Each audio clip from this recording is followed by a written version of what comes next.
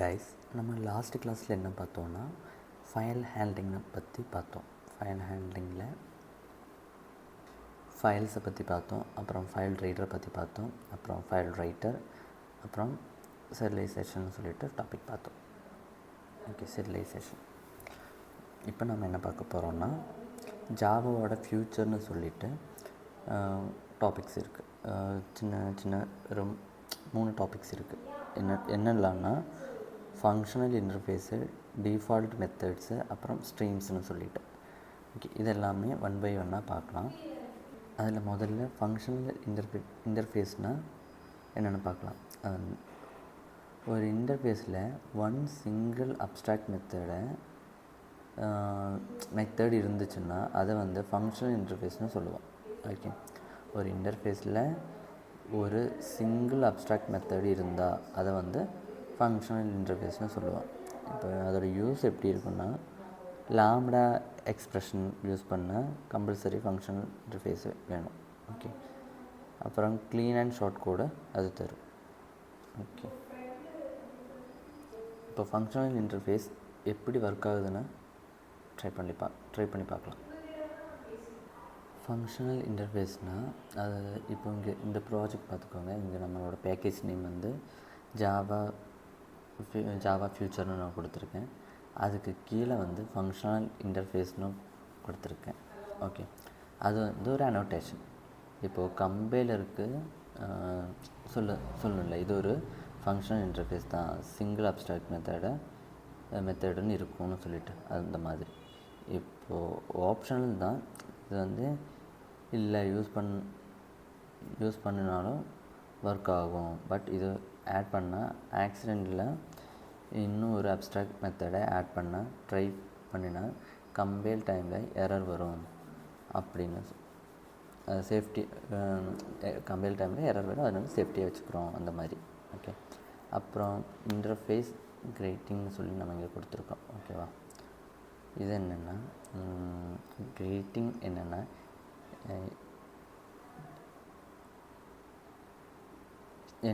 இது இப்போ இன்டர்ஃபேஸ் வந்து மெத்தடில் வந்து டிக்ளேர் மட்டும் இருந்தாலும் ஜாவா 8ல் டிஃபால்ட் ஸ்டாட்டிக் மெத்தடும் இருக்க முடியும். அதனால் ஓகே, இந்த கிளாஸ் இம்ப்ளிமெண்ட் பண்ணிவிட்டு மெத்தட் வந்து ப்ரொவைட் பண்ணலாம், ஒரு லாம்டா யூஸ் பண்ணலாம் அந்த மாதிரி.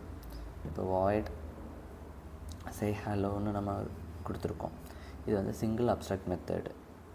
ஃபங்க்ஷனல் இன்டர்ஃபேஸுக்கு இது தான் மேண்டட்டரியாக தேவை.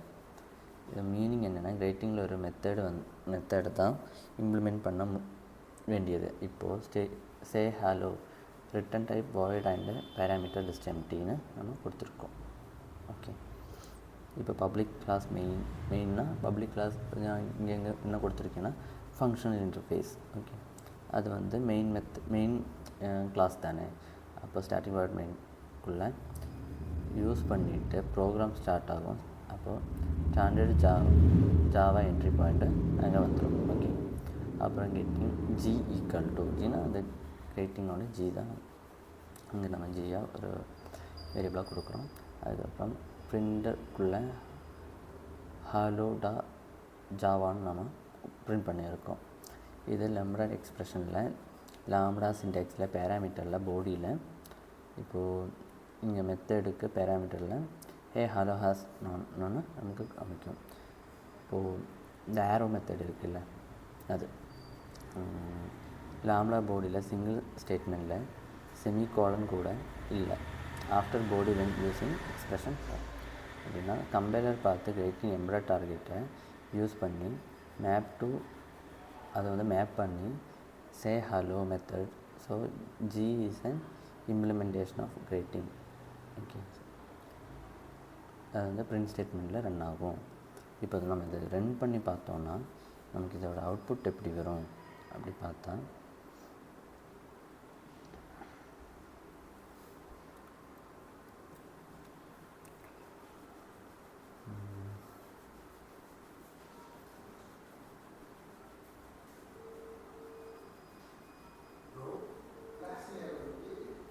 ஓகே, அப்போ நமக்கு இங்கே ஹலோடா ஜாவான்னு சொல்லிட்டு அவுட்புட் பிரிண்ட் ஆகிருக்கு. ஓகே, இதுதான் ஃபங்க்ஷனல் இன்டர்ஃபேஸ்னு சொல்லுவோம்.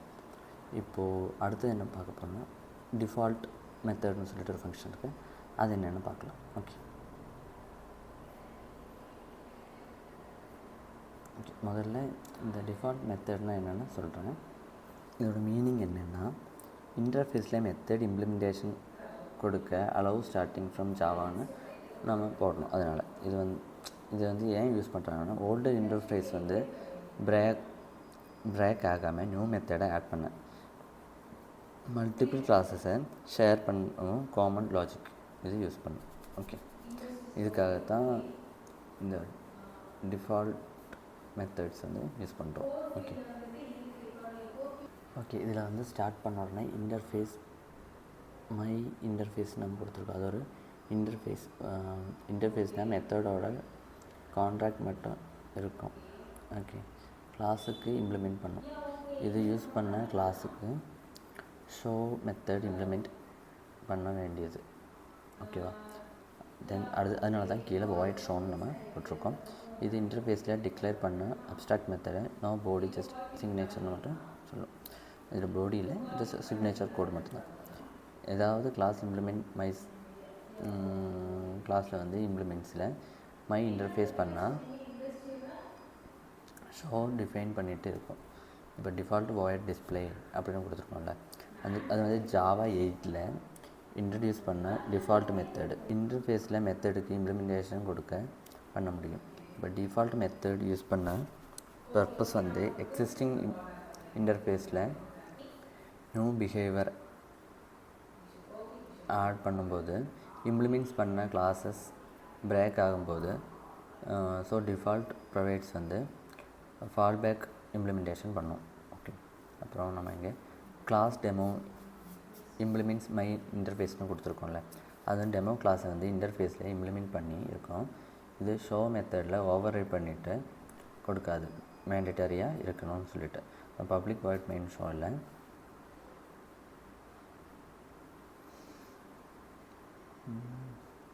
ஓகே system.out.printlnல ஷோ மெத்தட்னு போட்டிருக்கோம்ல, இது வந்து டெமோ கிளாஸில் ஷோவை இம்ப்ளிமெண்ட் பண்ணியிருக்கோம். இதோட அவுட்புட் வந்து ஷோ மெத்தடில் பிரிண்ட் பண்ணணும். வென் கால் பண்ணோம், அது வந்து கால் பண்ணும்போது பப்ளிக் கிளாஸ் மெயினுக்குள்ளே மெயின் எது ப்ரோக்ராமை என்ட்ரி பண்ணி மெயின் ஸ்டார்ட் ஆகும். ஸ்டாண்டர்ட் ஜாவா எக்ஸெப்ஷன் பாயிண்ட் பண்ணணும். இப்போது demo d equal to new டெமோன்னு போட்டிருக்கோம்ல,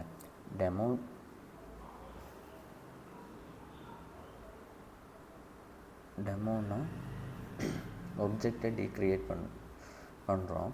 இப்போ டிக்கு show and display method access பண்ண முடியும் பிகாஸ் டெமோ வந்து implement the interface and inherits default மெத்தட்னு போட்டிருக்கோம்.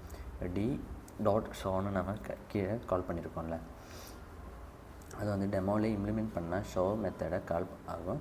கண்ட்ரோல் அவுட்புட் வந்து நமக்கு ஷோ மெத்தடுன்னு ஷோ ஆகும். இப்போது வந்து ரன் பண்ணி பார்க்கும்போது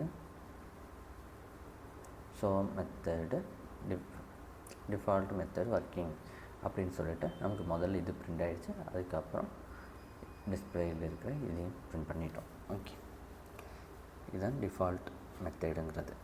ஓகே, அடுத்தது வந்து ஸ்ட்ரீம் ஃபில்டரிங்னு சொல்லிட்டு ஒரு டாப்பிக்கு. இது என்னென்னா, இப்போ எப்படி சொல்லலான்னா, இப்போது நிறைய நம்பர் இருக்குது, எனக்கு அதோட அடுத்த நம்பர் என்ன, இப்போ நம்ம என்ன சொல்லலாம், இப்போ ஒரு நம்பர் தந்திருக்காங்க, அதோட அடுத்த நம்பர், அதுக்கு அடுத்த நம்பர் எப்படி வரும், அப்படியெல்லாம் நம்ம சூஸ் பண்ணுற மாதிரி. இதில் வந்து ஃபில்ட்ரு இருக்குது, மேப் இருக்குது, ஷார்ட்டன் இருக்குது, ஃபாரேஜ் இருக்குது, கலெக்டட் இருக்குது, அந்த மாதிரி. ஓகே, இதில் நாம் இப்போ என்ன பார்க்க போகிறோன்னா ஸ்ட்ரீம் ஃபில்டரிங்னு சொல்லிட்டு ஃபில்டர் மெத்தடை பற்றி ஒரு எக்ஸாம்பிள் பார்க்கலாம். ஓகேவா?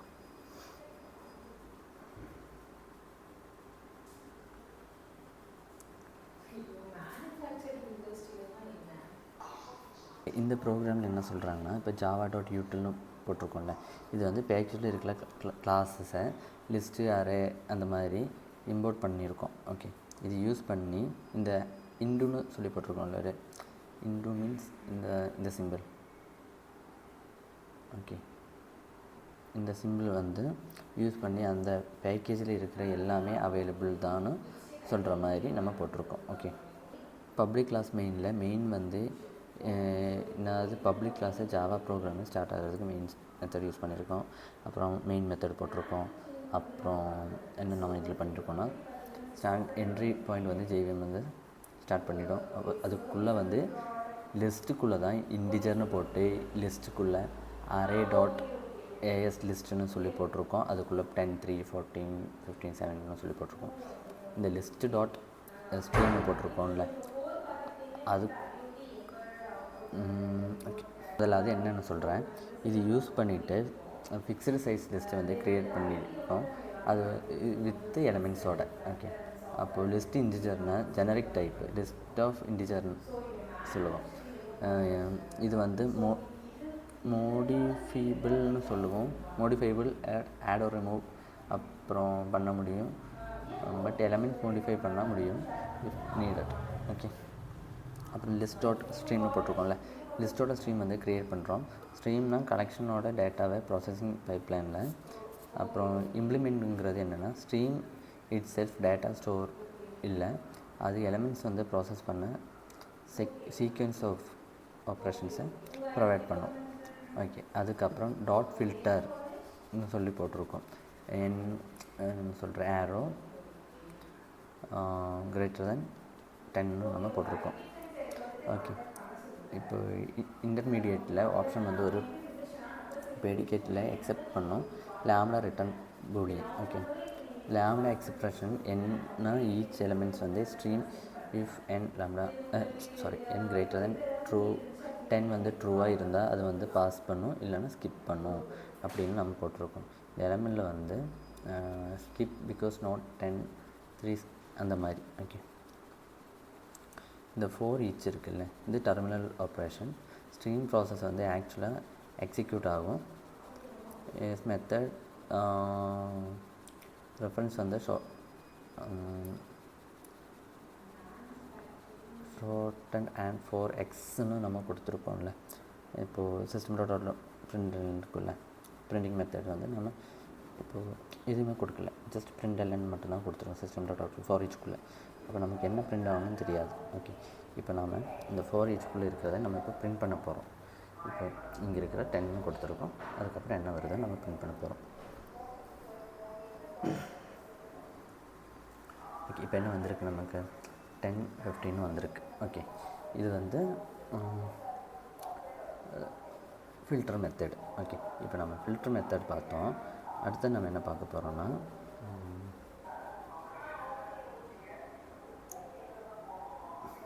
மேப்புனா என்னென்னு பார்க்கலாம். ஓகே, மேப்பும் இதே மாதிரி சேம் தான். பட் இதோட என்ன சொல்கிறது, இதெல்லாம் மாற்றலாம், இந்த வேல்யூஸ் எல்லாம் மாற்றலாம். 1 2 3 4 5 ஜஸ்ட் 5 வரைக்கும் நம்ம கொடுக்கலாம்.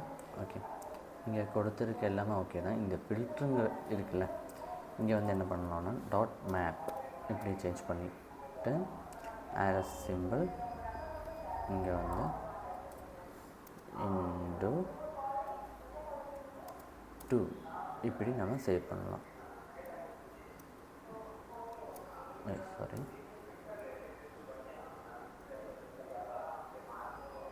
ஓகே, சேவ் பண்ணிட்டோம். இப்போ இதை ரன் பண்ணும்போது நமக்கு அவுட்புட் எப்படி வரும்னா 2 4 6 8 10 என்னென்னா 2ஆல் டிவைட் பண்ணுறோம். ஓகே, மல்டிபிள் பண்ணுறோம்.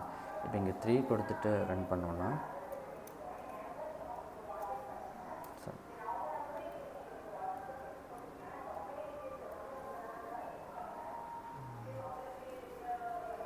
ஓகே, இப்போ 3 டிவைட் பண்ணி நமக்கு அவுட்புட் தந்துடும். ஓகேவா, இந்த மாதிரி நம்மளால் அவுட்புட் வந்து கெட் பண்ண முடியும். இதுக்காக யூஸ் பண்ணுறது தான் இந்த மேப் மெத்தட். ஓகே, அதுக்கப்புறம் சோர்ட்டிங்னு சொல்லிட்டு ஒரு மெத்தட் இருக்குது. அது என்னென்ன பார்க்கலாம். ஓகே, இது எப்படி பண்ணணும்னா இப்போது நம்ம லிஸ்ட்டு இன்டிஜர்னு கொடுத்துருக்கோம்ல, இது வந்து நேம் ஸ்ட்ரிங் மெத்தட் யூஸ் பண்ணி பண்ண வேண்டியது. அப்போ இதுக்குள்ளே ஸ்ட்ரிங்னு கொடுத்துட்டு லிஸ்ட்டுன்னு இருக்குல்ல, இங்கே வந்து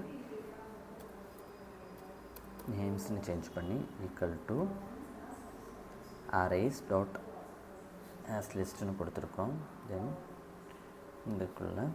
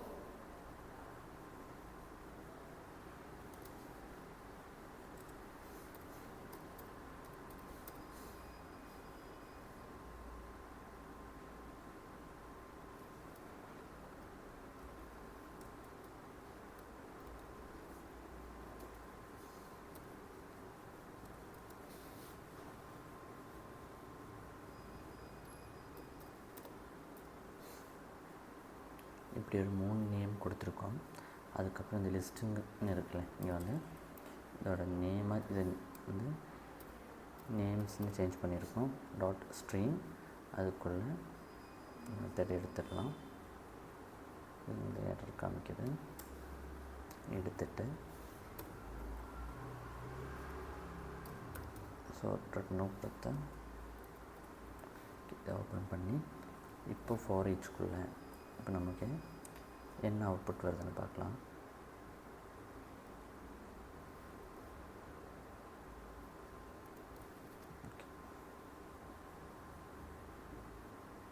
நம்ம இங்கே கொடுத்த நேம்ஸை ஃபுல்லாகவே இங்கே கெட் பண்ணி எடுத்துருக்கோம்.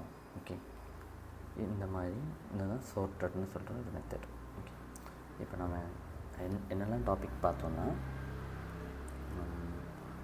முதல்ல ஃபங்க்ஷன் இன்டர்ஃபேஸ் பார்த்தோம், அதுக்கப்புறம் டிஃபால்ட் மெத்தட் பார்த்தோம், தென் ஸ்ட்ரீம் ஃபில்டரிங் பார்த்தோம், மேப்பு பார்த்தோம், தென் கடைசியாக சார்ட்டட்னு சொல்லிட்டு இன்னொரு மெத்தட் பார்த்தோம்.